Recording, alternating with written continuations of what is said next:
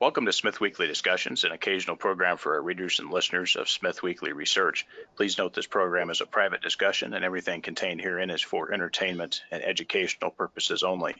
With that, we hope you're in a comfortable position, along with your favorite beverage, to enjoy the discussion.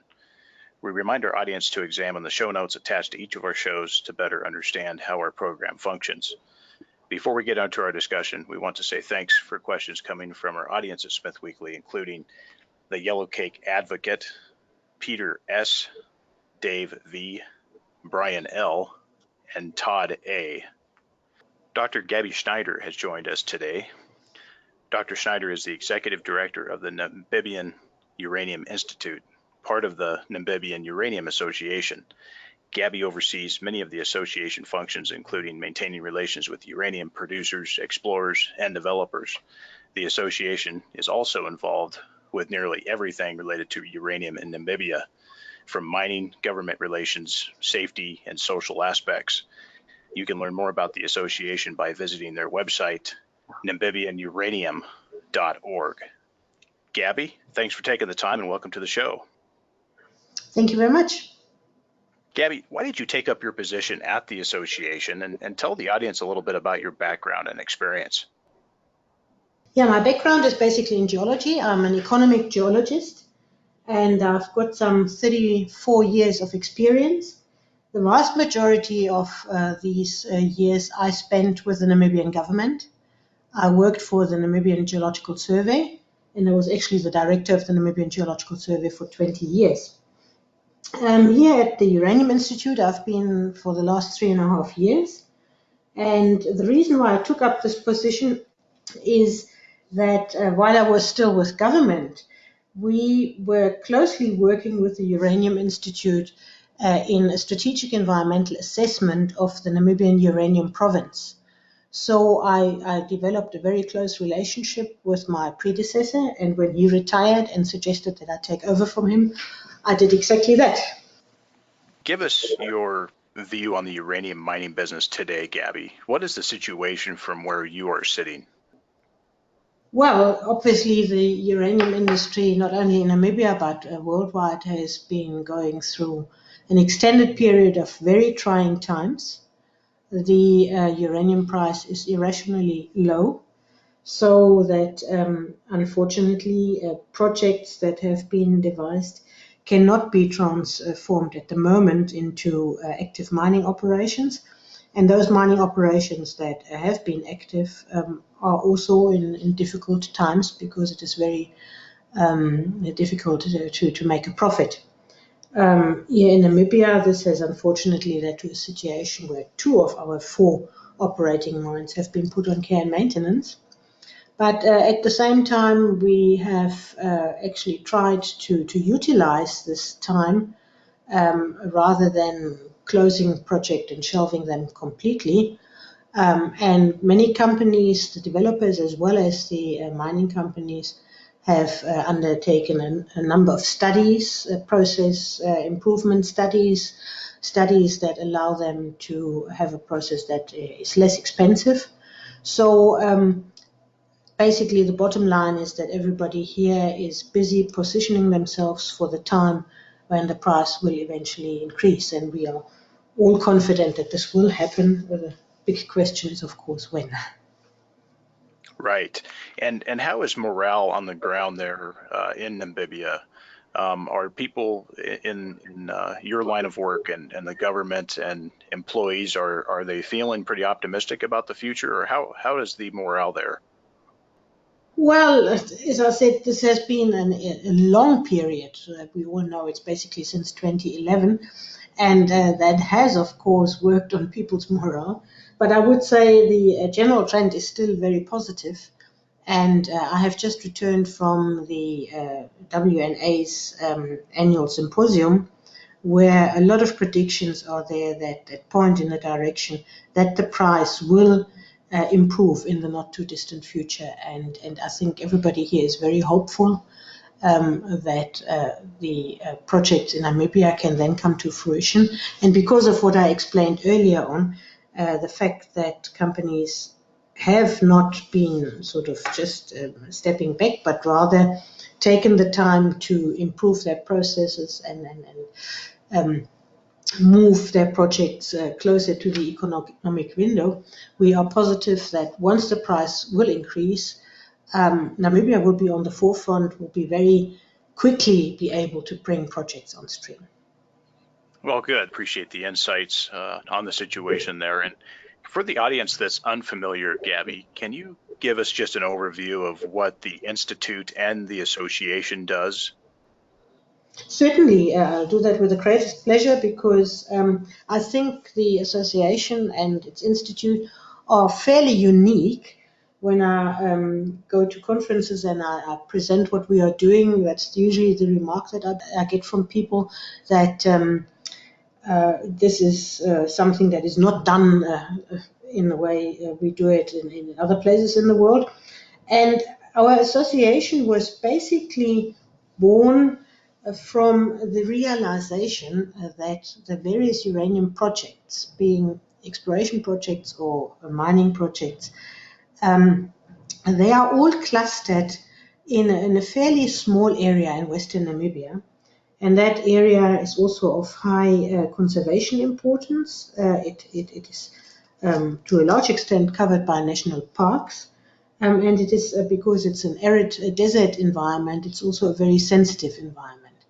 So it was felt that you cannot do the usual way of just having an environmental impact assessment on a project by project basis, because these projects that are also close together in this environmentally sensitive area, they have cumulative effects. And the cumulative effects can only be addressed if everybody works together. And this is how the Namibian Uranium Association was born. Initially with the two founding mines, Rössing and Lange Heinrich, and then later on joined by Trekkoppie mine and more recently Swakop Uranium, the Husab mine, and then of course the various exploration companies. And as the association grew, we were also joined by a number of service providers, because obviously the activities of the uranium industry in this part of Namibia has a direct impact on the service providers, and the service providers themselves, be it transport companies or suppliers, they also have their own environmental impacts. So the Uranium Institute was then put in place as the executive arm of the association. This is the place where we host our meetings. We have a number of very active working groups addressing issues such as radiation safety, water quality and air quality in the area, looking specifically into ensuring that the uranium activities do not have negative impacts on water and air quality. We have special interest groups, like, for example, there is a farming community in the vicinity of the mining areas, and so we have a special working group with this farming community. We also look into services, water, power, infrastructure, and all these working groups, they actually supply their information to a sustainable development committee.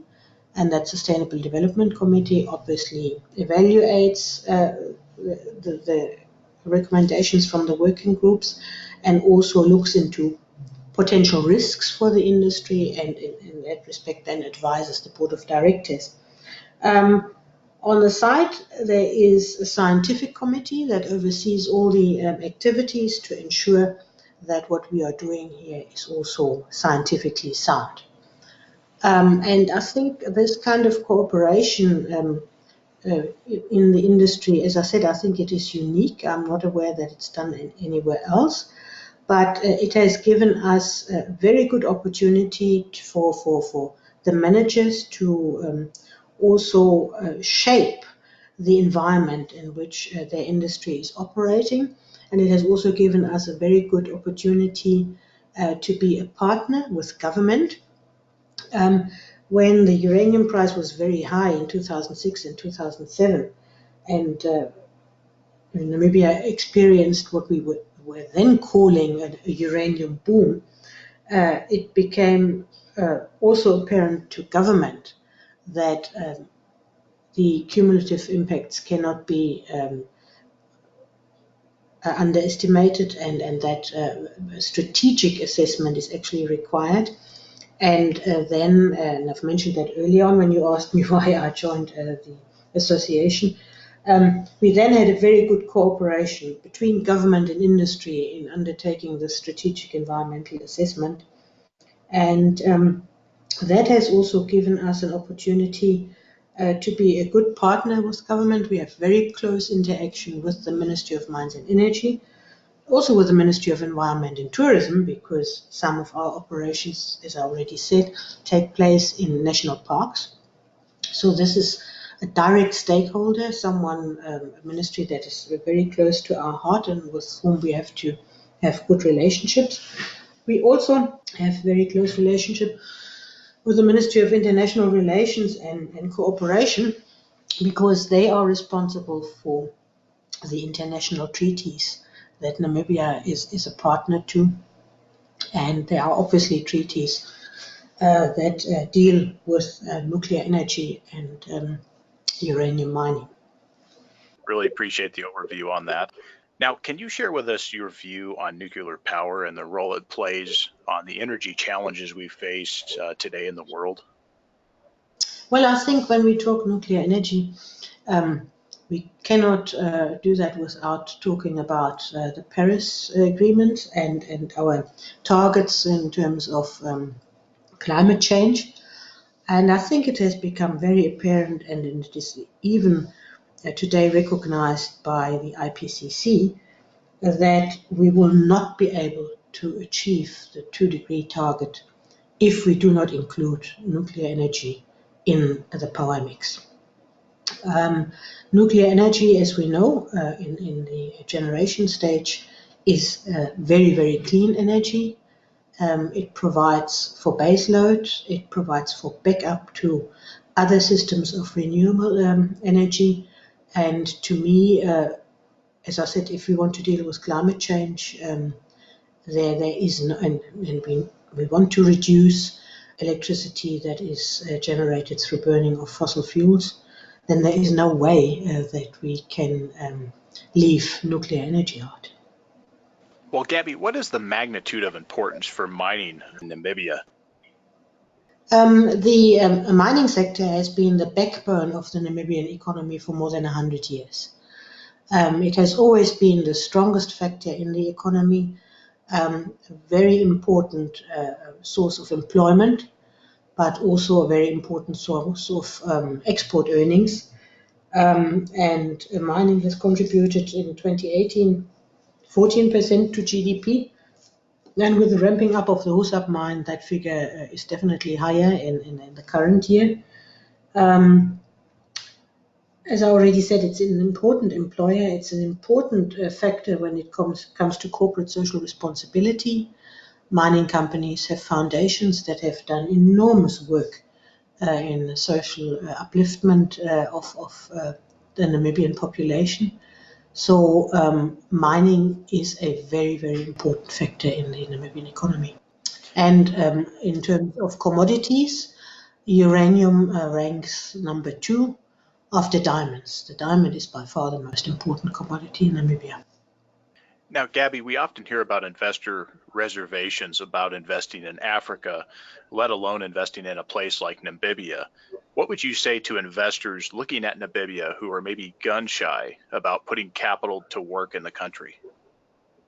Yeah, I mean, I wouldn't formulate it as you just said, shy of investing in Africa, let alone Namibia. Put it the other way around. I think actually Namibia is one of the best destinations for mining investment in Africa. And there's a number of reasons for that. First of all, we have a very good mining legislation. But first and foremost, we have very stable politics. We don't have radical policy changes every now and again. Actually, our Minerals Act has been in place since 1992. Mining has a long history in Namibia, so that also means that government understands mining, government understands the requirements of mining and exploration companies. Namibia also has a very good Ministry of Mines and Energy, and here in particular, I must say that because that's where I'm coming from, a geological survey that houses the records of more than 100 years of exploration in Namibia. And that is a very, very valuable database for people who come to Namibia because they can find all kinds of drill core analysis, mapping. They don't have to start and reinvent the wheel because all that information is available, and that is a very good draw card for Namibia. In addition, we have good infrastructure. We have good professionals for the mining and exploration industry. And on top of it all, it is a wonderful country to live in. And Gabby, would you say, and I agree, I think that Namibia is now the best jurisdiction in all of Africa. Do you agree with that? Let me put it that way. I would say it is amongst the best, yes. Well, how does the permitting process in Namibia as a uranium jurisdiction, how is the permitting process there, and why, as an exporting nation of uranium, why is it an ideal uranium destination? What makes it better than other uranium mining destinations? Well, first of all, there are not that many uranium mining destinations in Africa. And I think what really singles us out is the potential, even for new finds. And then secondly, you talked about the permitting process, which is obviously guided by the Minerals Act as well as the Environmental Management Act. I think it's a very clear process. It's if you go to the Ministry of Mines and Energy, you have a one-stop shop. You can go through all the various stages that are required. If your application is complete and doesn't have any things missing, then the processing time is also not too bad. The Ministry of Mines and Energy is aiming at 3 months, which internationally I think is not bad. So I think these are all issues that really speak in favor of Namibia. Right. No, the timing is probably among the best in the world. So that's always, especially if you have a completed application, it does go pretty fast from what I understand. Now, how does the Correct. association work with the government, such as the Department of Mines and Energy and other regulators? What are the interactions, and how does the association influence sound policy? Well, obviously, we work closely. As I said, we have established this very good relationship through the cooperation during this strategic environmental assessment that was carried out. But as a result of the strategic environmental assessment, the strategic environmental management plan was put in place. And on an annual basis, we produce reports on the performance of the various indicators that are in this management plan. And again, we do that together with government. Both the industry through the Namibian Uranium Association as well as government through the Ministry of Mines and Energy sit together around the table and we prepare these reports, and we obviously then also discuss where there's need for action or whether there's something that's positive that should be brought to the attention of the superiors. So that is a very entrenched and very well developed cooperation. But of course, with me having been in government for a long time, I also still have a lot of colleagues with whom I am in contact whenever there's a question. And that is a task that the Namibian Uranium Association and myself as director of the institute are performing for the industry. If there are any requests, anything to be found out or to be sorted out, then I do that through my established contacts with the relevant ministries. Now, Gabby, one of the issues that investors have been concerned about, among other parties, is the increasing Chinese influence over the uranium mining business in Namibia. What are your thoughts here? And what will the association be looking at doing to help balance the interests from these various groups that are involved with Namibia uranium? I think that is probably not an issue that would be of a big concern for us. We have had over the years many investors from foreign countries, be that from Canada, from Australia, from France, and we see the investors coming from China in the same light. I think we have to face the reality with the low uranium price. There is at the moment not that much appetite from other countries, whereas in China, with their very aggressive program of putting new nuclear power plants online, there is a demand for uranium. And for Chinese companies who are very often integrated companies, in other words, they are involved in mining here in Namibia, but at the same time they build and run nuclear power plants in China. For them, it is more an issue of security of supply. And in that regard, we actually welcome that investment because it guarantees an extension of life of mine for our producing mines. Okay, and is there any policy that exists related to limiting certain foreign ownership interests and into for certain mines in the uranium business there? I mean, in other words, is there basically any consideration for any overweight ownership from any one single foreign party? No, Namibia welcomes foreign investment, and we do not sort of have quotas for certain parts of the world. Definitely not. What Namibia likes to see is that we have a government mining company, Epangelo. So the Namibian government welcomes it if a certain percentage of shareholding can be worked out with the government mining company or with a private Namibian entity, because that is a way for us to empower Namibians as well. But there are definitely no quotas. And Gabi, can you speak a little bit to some of those social benefits of having these foreign investors in uranium projects there? Can you tell us, is there any employment participation requirements with regards to local Namibians? Can you kind of overview that for us? Yes, of course. Obviously, foreign nationals need work permits here in Namibia, and such work permits can only be issued if it can be proven that there is not a qualified Namibian who can do that job. So you will see that on all these foreign operated projects, be it Chinese or Australian or Canadian or whatever, the vast majority of employees are Namibians. Gabi, do you see Namibia expanding their uranium industry to include other parts of the fuel cycle, such as conversion? What are your thoughts on growing the industry in Namibia beyond just uranium mining? And that is a very difficult issue. And I know the Namibian government is very keen, and not only in the uranium sector. Unfortunately, we have very old, and I'm almost tempted to say colonial structures here, where we mine our raw materials and we export them without any value addition, and then we import back the products that we need.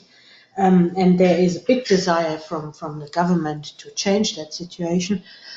But as you know, in the uranium field, this is not an easy undertaking. And I think right now, worldwide, we have enough conversion and enrichment capacity. So for Namibia to embark on such a route, I think that is definitely not something that would be economically doable in the nearer future. Very well.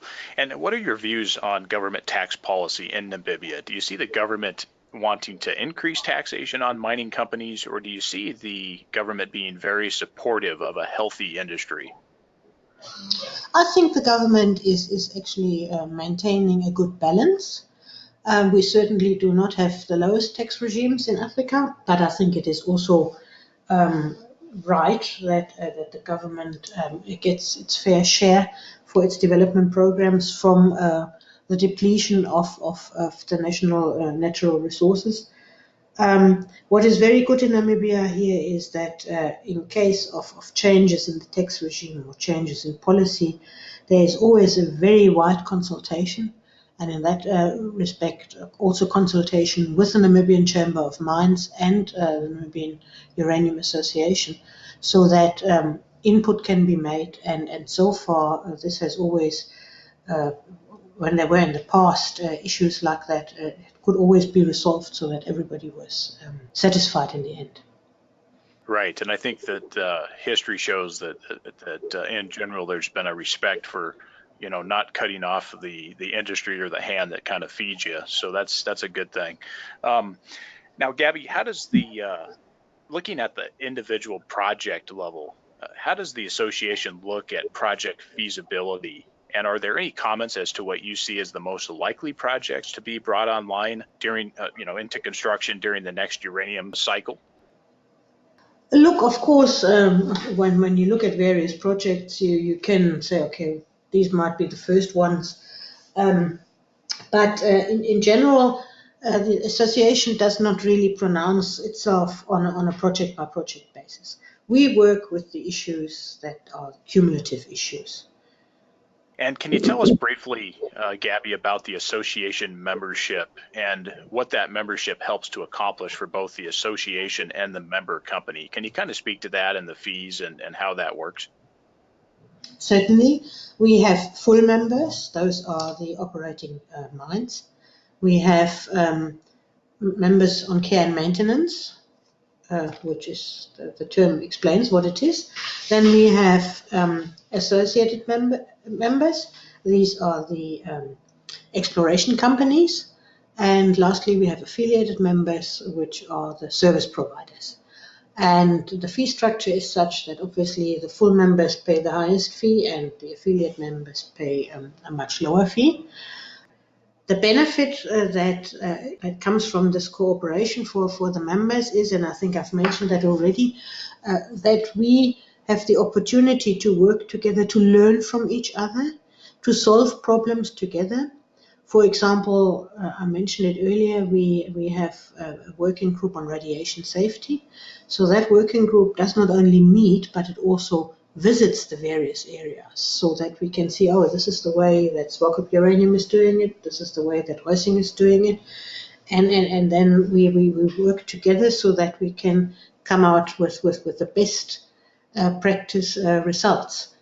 And that is basically why the association was put in place, because it was felt by all the participants that in cooperating we can achieve a much better result than if we all work in isolation and in our corners there.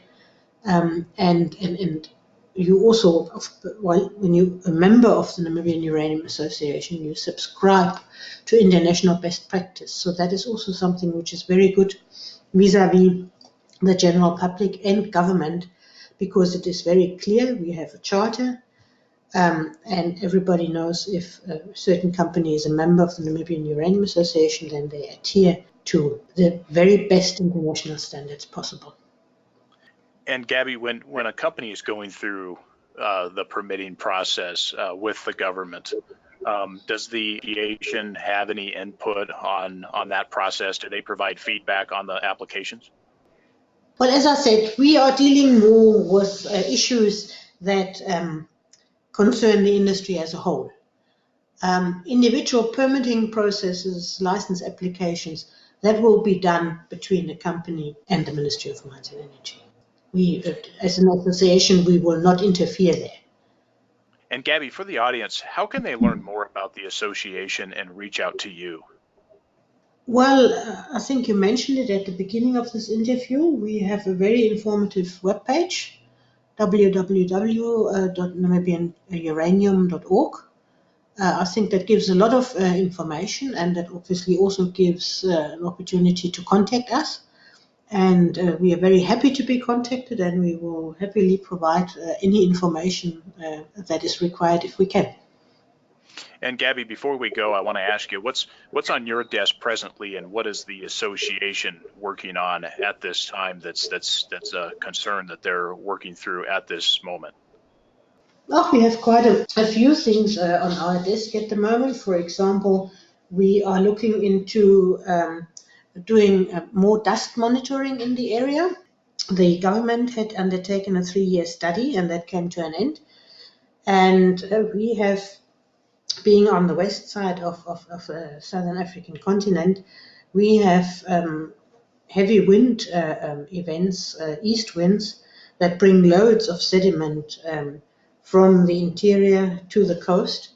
And we want to actively continue monitoring this in order to ensure that these dust particles do not contain any radionuclides from the mines that are further inland.